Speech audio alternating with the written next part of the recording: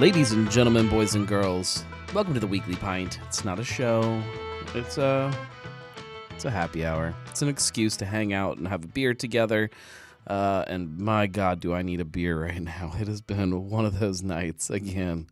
My brain is completely shot. I've got a 1.5-year-old that is running around upstairs screaming currently because he decided that he wanted to take a nap right before what is supposed to be bedtime. So now he has no desire to go to sleep. So yeah, I'm all like, it's a fog. I have no idea what's going on anymore. I had all these things I was going to talk about, and now so I need a beer. That is the point here. I desperately need a beer. I hope that everybody has one in front of them. If you're new to this, I can't see who all is actually watching, but the people that are commenting I can see are people that hang out with us every week. So you guys know the drill here. Hopefully you have a beer in front of you. Marco has Truth, and he's getting us to-go food. Justin's got a PBR. He said he cleaned the UDF by his house dry. Julia says that she just opened hers, probably the same thing you're about to open. Yeah, so I'm finishing an Oktoberfest because I still have Oktoberfest beers. I come across the little pockets of them in different beer fridges. I'll be finding them for the next 6 months. But I am about to crack open today's Beer Vent beer. And I am really excited to try this one. It's the Urban Artifact exclusive for the Beer Vent calendar. It's called Coal. So you've got some big coal furnace. You can never see on this guy. I need to fix my camera one of these days. Big old coal furnace thing with a really janky looking sad Christmas tree. It says Coal. Ale brewed with blackberry Dutched cocoa. Does somebody know what Dutched cocoa actually is versus just regular cocoa? I guess I could look that up. This is so today, or technically last night, was Krampus not. So Krampus night. This is the night where good kids, Saint Nick comes to their house, and he puts treats in their shoes. So sometimes you get. Sorry, I'm trying to pull up the call-in number here. Sometimes you get candy or toys or things like that. However, more importantly, if you are bad, Krampus comes. And as I've always told the story, I don't know exactly how it goes. Krampus comes in the middle of the night. If you're a bad kid, scoops you up, tosses you in his sack, throws you over his shoulder, much like Santa, drags you off into the woods, where he then beats you with sticks. I've heard dragging people to hell and all kinds of crazy, or something similar to hell, all kinds of fun stuff. But I just tell my kids he's going to put them in a sack and take them to the woods and beat them with sticks. We don't want to traumatize them or anything. So Krampus night is a big event in my household. We are big Krampus supporters. Not because my kids are bad, but I feel like Krampus keeps them in line a little bit. So this is kind of their you were bad this year, you got coal in your stocking kind of thing. It's fun. I love it. Marco says he wears wooden shoes. Wasn't that Belsnickel? Justin says it should have been a Rausch beer. Julia says that Dutch cocoa has been treated to lower its acidity. Yeah, it says Dutch processed cocoa or Dutched cocoa is cocoa solids that have been treated with an alkalizing agent to reduce the natural acidity of cocoa. I had no idea.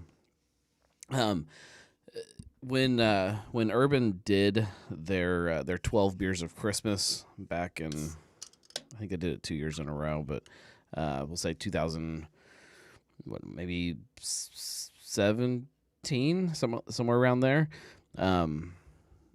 One of the beers was some kind of Krampus-themed beer, and if I remember right, it was spicy. It was not a Rausch beer, though, but I feel like they did have some kind of smoked something at the same time. Maybe it was smoked and spicy. I'm going to look it up. Hang on. I loved that series, by the way. The 12 Beers of Christmas. That was where Pickle was born, and they just really kind of went off the wall with every kind of Christmas idea you can think of, and just cranked them all out. They were supposed to bring it back several years in a row. They keep talking about doing it, and it's on the schedule, and then the production doesn't doesn't ever work out. So I did receive word that Urban Artifact has a couple or several, maybe even 3 smaller tanks that they just got in for more pilot batch kind of stuff. That will mean that next year, in theory, they should be able to do the 12 Beers of Christmas. Yes, so they did one called Krampus, but they're on Untapped. It doesn't tell me anything about it. Let me see. I really want to drink this beer, but my brain is on this tangent. I can hear thumping and something happening upstairs. That is definitely my 4-year-old. Urban Artifact Krampus. I do have notes. Okay, yes. It was 2016's 12 Beers of Christmas. It was a smoked sour with chilies, so smoked and spicy. And we drank it on Volume 2, Episode 36 of Cincy Brewcast. So if you want to hear more about that beer, I think we drank through all of the 12 beers. No, we drank through a bunch of them. We definitely drank that one on there, though, too. So Julia says that I may need to swirl the can to get the goodness out of the bottom. That's kind of become like just a habit for me now. This is very carbonated, very fizzy.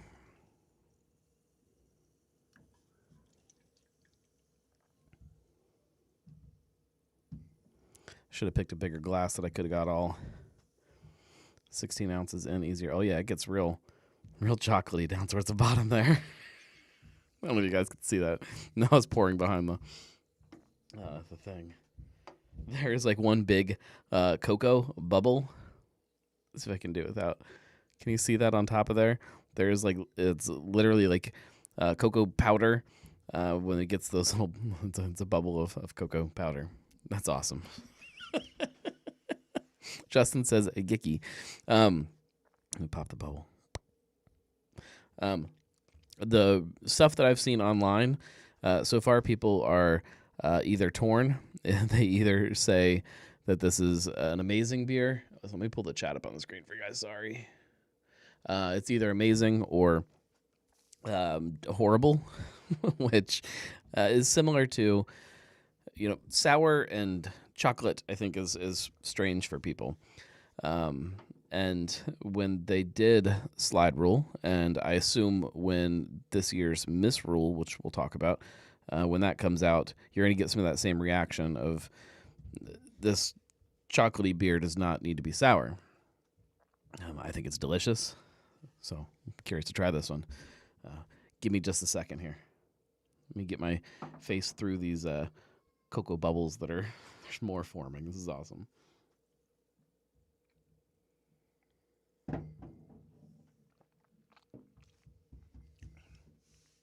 Oh, yeah. Oh, God, that's good. Man, that's amazing. There is like a really great, like, bitter baker's chocolate thing going on.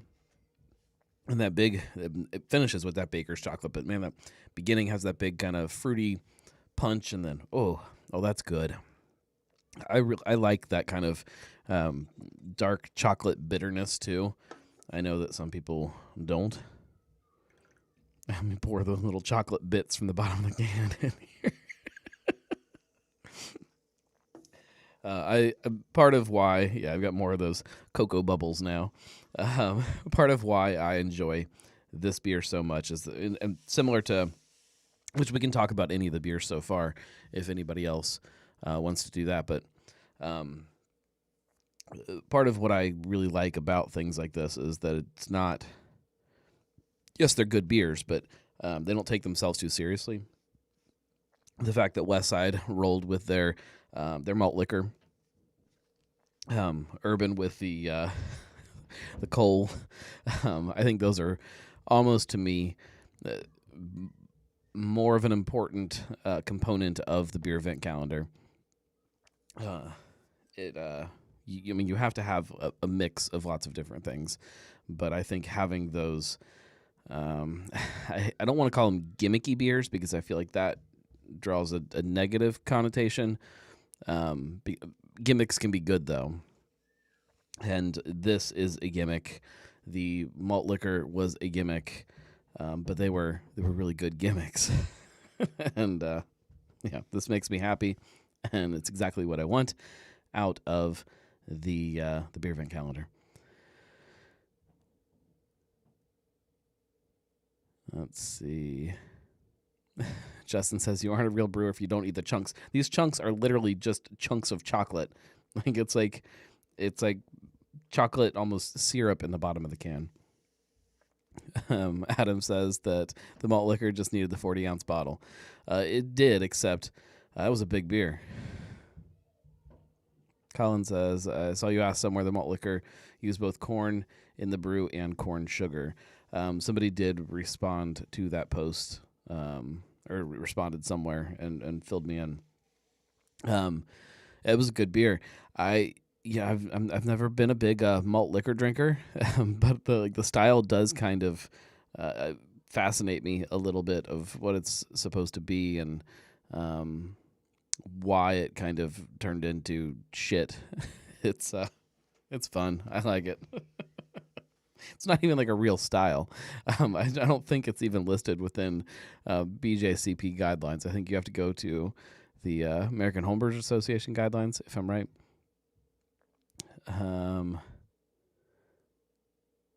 Julia wants to know a non-weekly pint related question: is there any lactose in the cold brew imperial stout? Let me drink more of this beer. I like this one a lot, you guys.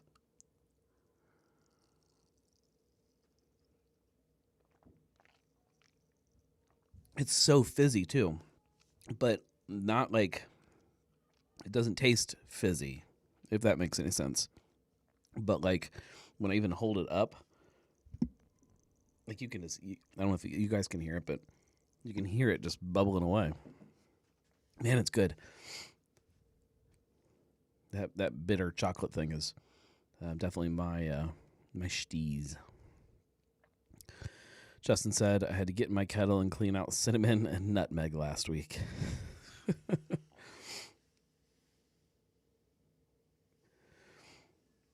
No lactose in the Imperial Stout. If we use a non-common allergen, we will call it out on the label. That's the way it should be. Oh, Matt Damaris is on here. Matt Damaris was hanging out at Narrow Path tonight.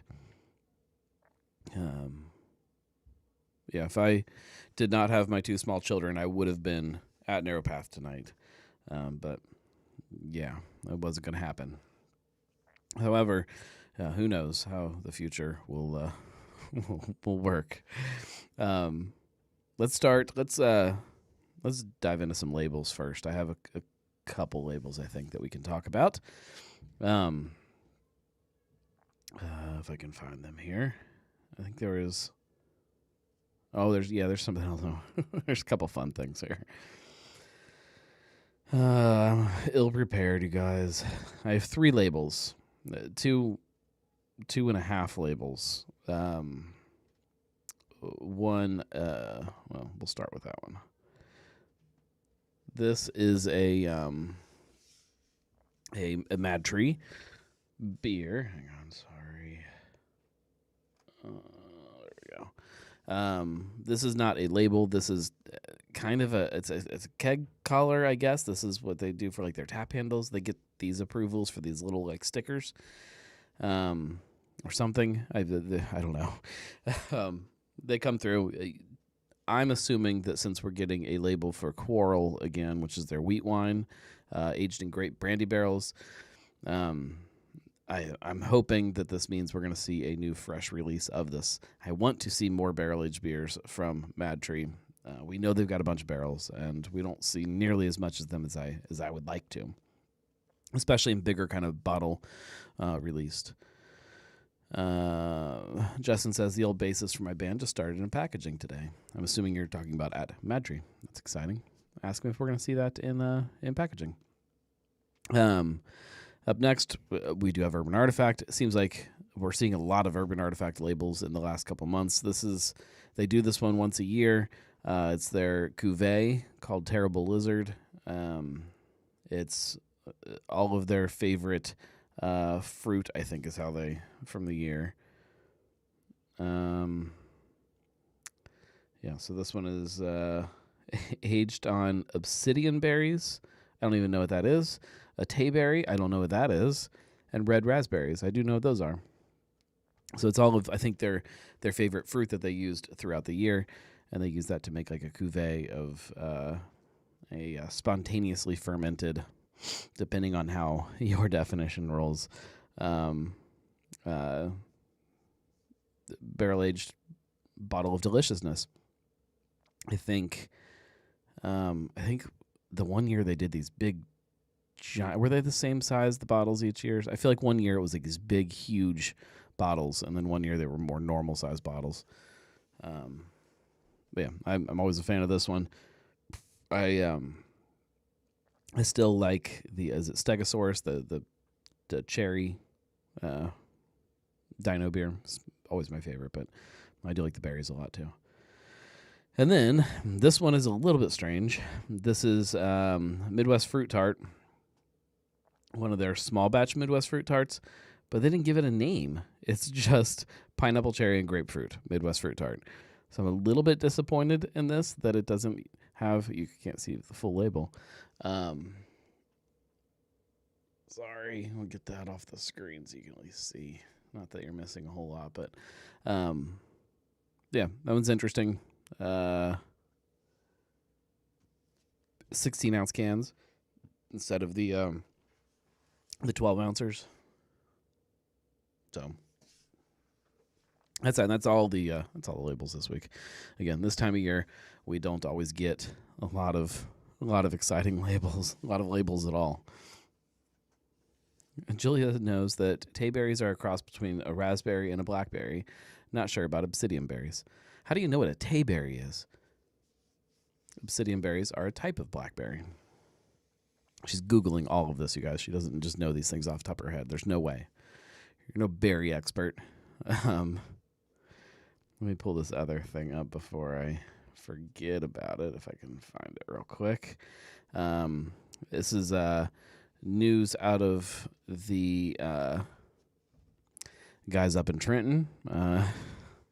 You guys are familiar with Miller existing up there, right? Well, this is a Christmas thing that they're doing, which is not real news, but I think it's fun, and so I wanted to talk about it a little bit. They're releasing these Beernaments, I think is what they're calling them. It is a ornament that has beer in it. So you hang them on the tree, and you can then pull them off and drink them. The only problem is they're going to come, I think they come in a pack of 4 for like $20. And they don't come with beer in them. You still have to put a can of beer inside the ornament. This is what I'm understanding. And you have to get those little 8-ounce cans, which how you can find those it's beyond me. I know they exist. I know they're out there. But I love this. I think this is, again, kind of goes back to that same idea as these, the coal in the beer event calendar and the malt liquor in the beer event calendar. I think that it's fun, and it's really easy for us to kind of lose sight of that fun sometimes with craft beer. We get really serious about our beer, which is great, but Lee says I'll try to hunt some down for you now. Marco says, no, you don't. You just get regular cans. Fill first and then drink. I don't think it works, though. I think you still, I don't know. You can fill them with anything. I would be really curious to see if if I can get my hands on some. They go on sale tomorrow, I think tomorrow at like 3 or something on the website. So Sean says, forget the pickle, give me the beer ornaments. Even better if you can fill a beer ornament with a pickle beer. That would be ideal. My kids were fun this year. I'm jumping all around. I'm sorry. The pickle ornament was a hit this year. Last year, my daughter just didn't really quite get it yet. But this year we got the whole tree up, and then I told her, well, tomorrow, when you wake up, the first person that finds a pickle gets a special present. And man, she was all about it. I got pictures at work of her when she found the pickle. It was exciting. The boy doesn't understand. He just runs around smiling. Justin says that's not high life. It's not that far off. I don't know if it's because it's like Christmas time, or if it's just the fun in general. But I think the fun kind of plays into Christmas time a lot better for me. It's why the beer event calendar just works. There's a chocolatey film all over my beer glass from Cole.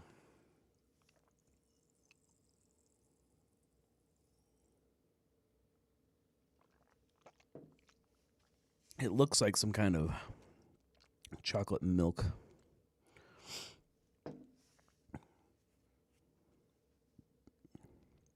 Sean says, did you see the gingerbread house dive bar they did? I did not. That Miller did? Is that who we're talking about? I'm looking it up right now. Where to buy Miller High Life's a gingerbread dive bar. Okay, that's fantastic. All right, let me pull this up. Hang on, guys. Let me pull the chat off here. All right, it's a gingerbread dive bar. I guess is it a kit? I feel like you could make that on your own pretty good. You don't need the kit.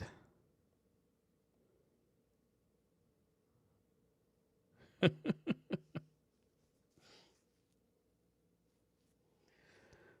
love it. What is he doing with the syrup? Just dumping on the floor of the bar to make it sticky? You see that? He's pouring syrup over the dive bar. Yes, it just looks like he's pouring it on the floor. Oh, that's funny. And the little pool table, the gingerbread guy playing pool with a pretzel stick. That's fun. I feel like I could make that. If I had time. I mean, let's be honest, I don't even have time to take a shower half the time, but I love it. In other news, I don't know if you guys want to keep talking about gingerbread dive bars or not, but did everybody see the announcement from Taft's that this what are they calling the food kitchen food hall? What are they calling it? Over in Madisonville by Med Place is going to be another little Taft's tap room / beer garden kind of thing. Another whatever. They're not going to make any beer there. Let's put it that way. But it'll be nice to have local representation. They will serve other beer there. It's not just going to be like a Taft's exclusive thing. They'll have a bunch of other beers on tap. So I'm excited to see that.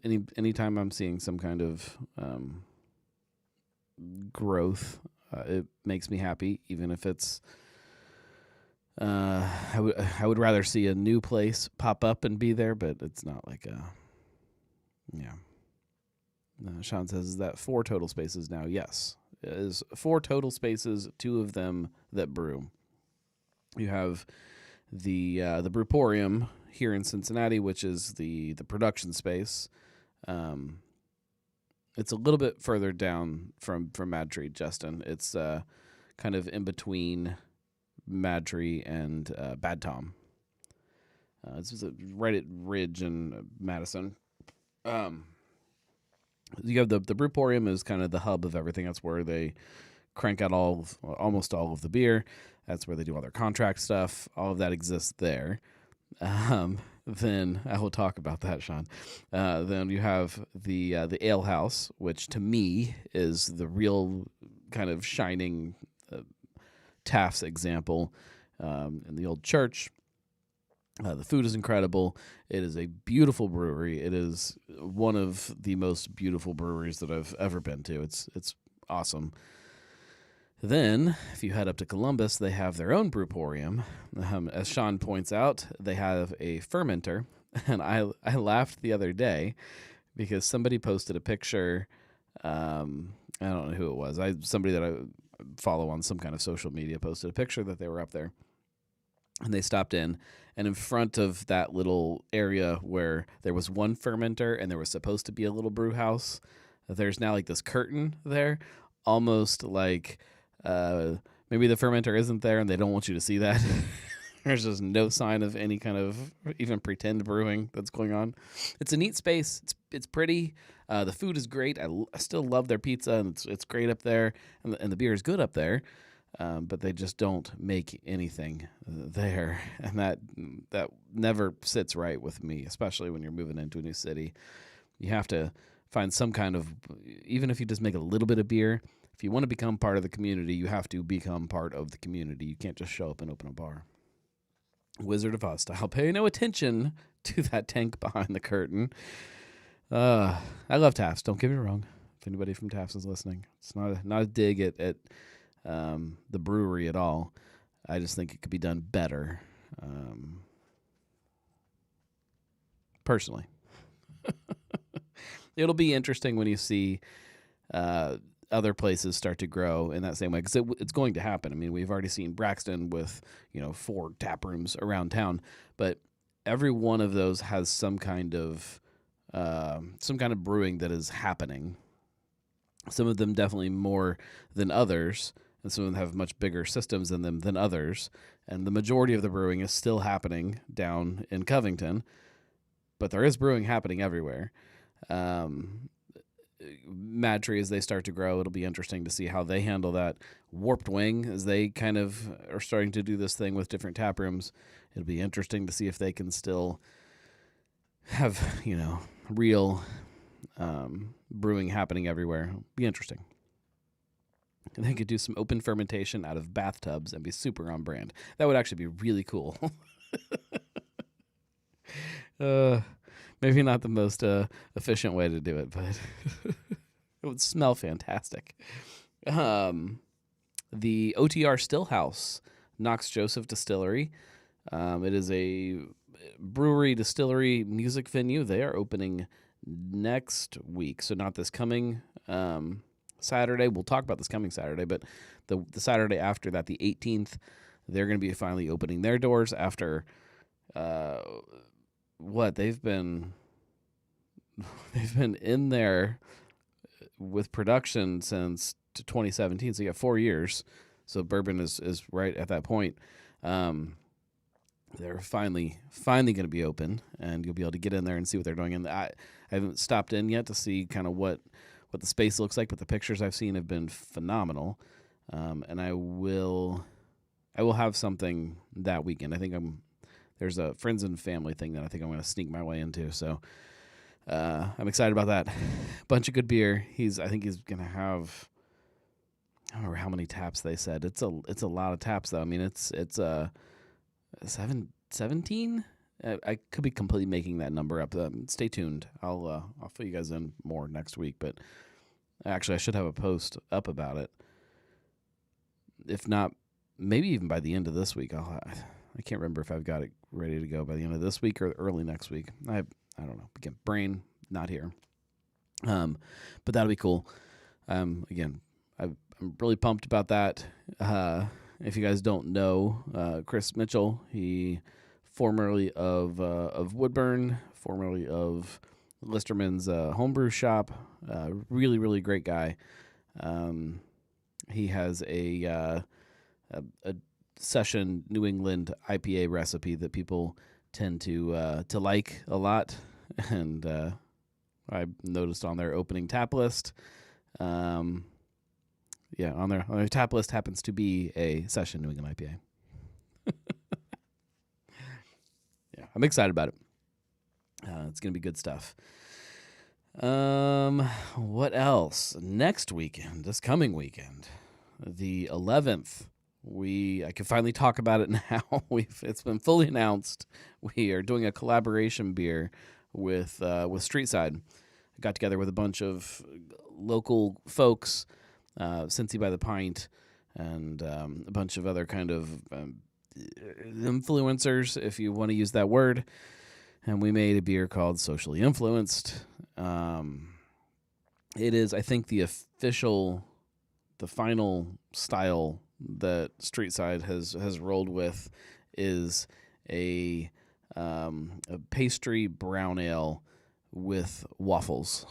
I think our original idea for the beer is a brown butter waffle brown ale is what we rolled with, but pastry brown ale. As far as I know, there is no lactose though, Marco, just so you are aware. You might want to double check that, but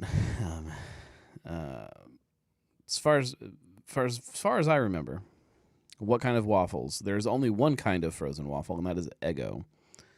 Everything else is an imposter. I actually don't know for sure that they used Eggos because they added it after we were there. We were there for the actual brew day, and the waffles got added later in the process. So we didn't actually. I didn't watch them to make sure they didn't use some generic rip-off waffles, but and they're gonna have. They have a food truck out front, the Black Dog Grill. Does really great burgers and stuff like that. They're going to do. They're gonna do some kind of a waffle burger thing. Julia says should have collabed with Marty's Waffles. We not specifically Marty's, but we did. Part of when we first started talking about this collaboration, we wanted to obviously work with the brewery. We also talked about bringing some other kind of local company into the collaboration too. But for anybody who's ever tried to plan something with, especially a larger company, Marco says that waffles are pancakes with abs. I like that. Sometimes those collaborations, when you bring in a company like that, it makes it go a lot, stretches it out. Things don't work as quickly as we were trying to get them done. So we didn't end up getting a collaboration with anybody through it, but just Streetside and all of us, and it's going to be a really fun beer. We are tapping it at 10 a.m. on the 11th.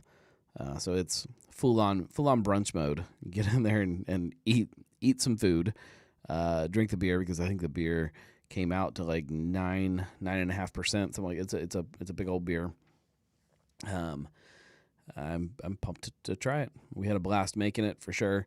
It gets canned later this week, and I'm gonna miss the canning day, unfortunately, because I can't skip work because. Well, I mean, I guess I could. What, are they gonna fire me? For anyone that doesn't know, Marty's Waffles is a food truck. True Belgian waffles. They're amazing. Buy them if you can. I think they're selling them frozen waffles for Christmas now. I believe I've had Marty's Waffles once, and I can't remember where it was. But yeah, Belgian waffles are a whole different ball game. We did talk about doing Belgian waffles. Part of what we were kind of thinking with a collaboration at the time. And the problem also with Belgian waffles is they're just loaded up with that Belgian kind of sugar thing going on. and you lose the actual waffle flavor that I think we were wanting for the beer. Whereas Eggo just works so good. Pearl sugar, there you go. So yeah, it turns it into something else. And the beer was already a big beer. I don't know what would have happened if we took a 9% brown ale and dumped a bunch of pearl sugar into it. Everyone knows the gnome doesn't like Belgians. The beer is not the people. It's not entirely true though. So yesterday's beer event calendar beer was Brother Thelonious from North Coast, and I drank that, and it was tasty. So Marco says the people. Actually, don't know any Belgians people. I know plenty of Belgian beers, but I know no Belgians. So it's possible that I like them a lot, and it's possible that I don't. Don't know. Anyways, next Saturday, the 11th, 10 a.m., it's going to be phenomenal. We're going to have a bunch of people there. There is I'm going to say there is a 75% chance that I will be doing some kind of live brewcast, live broadcast, something. I will be doing something depending on the sound and as in how loud it is in the brewery. I believe David McKinney will be there doing one of his podcasts too, the Beers and Beards, I believe. He'll be doing a live recording of that. And yeah, there'll be Merrill from Cincy by the Pint will probably be there in his skinny jeans, taking lots of pictures and doing whatever else social media people do. Marco says I have to wash my hair, then go to work, so I will miss it. Unfortunately, it will be in cans. That is the good part about this too. There will be plenty to be purchased if anybody can't make the event and still wants to try the beer. I think it's 4 packs for like $17.99 or something. It's a big beer, so but Marco, I'll get you. I'll get you at least a can, as long as it doesn't have lactose in it, which, as far as I know, it doesn't. But I will double check that. Let's go ahead and wrap this up, guys. It was fun. This beer is fantastic. The entire beer event calendar so far has been fantastic.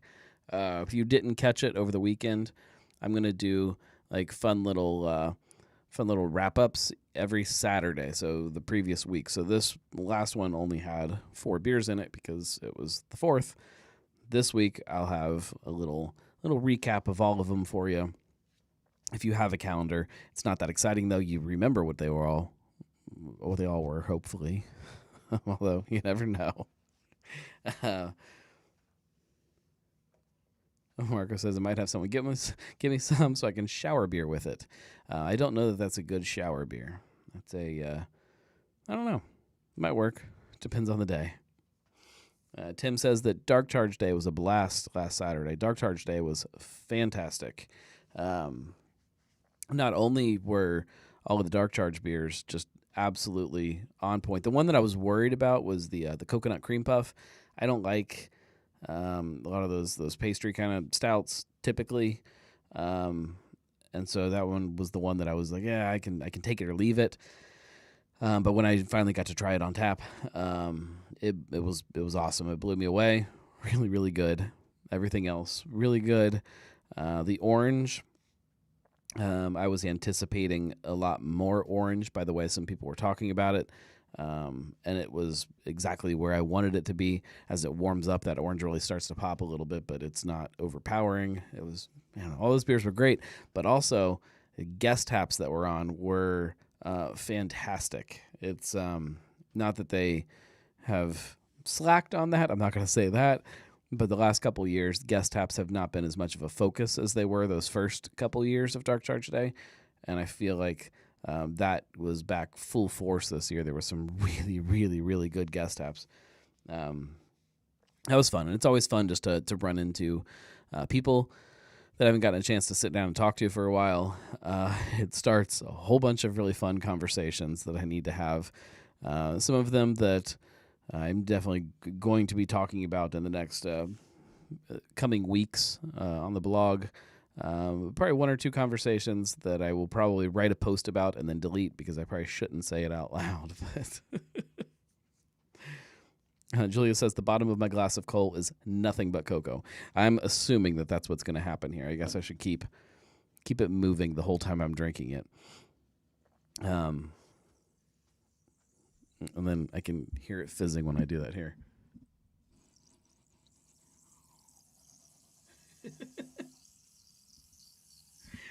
I hope you guys can hear that. And there's another little cocoa bubble right on top. I love it. I absolutely love it. Well done, Urban Artifact. And I love that it's another one of those kind of just middle finger beers from them of like, yeah, this is not commercially viable, but it's fun and it's good. Oh, poor Marco. The bottom of his glass of truth is nothing but truth. Well, thank you guys very much for hanging out. We will be back same time next week. This is not a show, so you never really know exactly what time it's going to be on. It just depends on what's happening with my kids and all that kind of stuff. And then sometimes we cut it short. Sometimes we run late. There's no semblance of organization to any of this. However, when we get into to January, all of this takes on an entirely new life. Things get really fun because the gnome takes over and it becomes very different. We'll talk more about that as we get into January and some of the things that it enables me to do maybe differently or more regularly or better. I don't know. So stay tuned for that. It'll be good. I promise it'll be good. Thank you guys. Hope to see you all on Saturday for Socially Influenced over at Streetside, 10 a.m. But if not, it's okay. I forgive you. Cheers, everybody. Have a good night.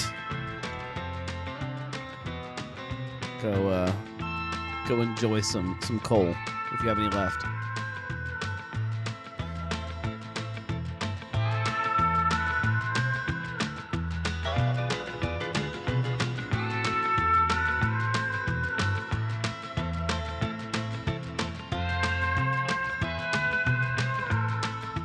I'm glad Krampus didn't drag any of you away. Although I guess it's possible somebody's not on here that would have been.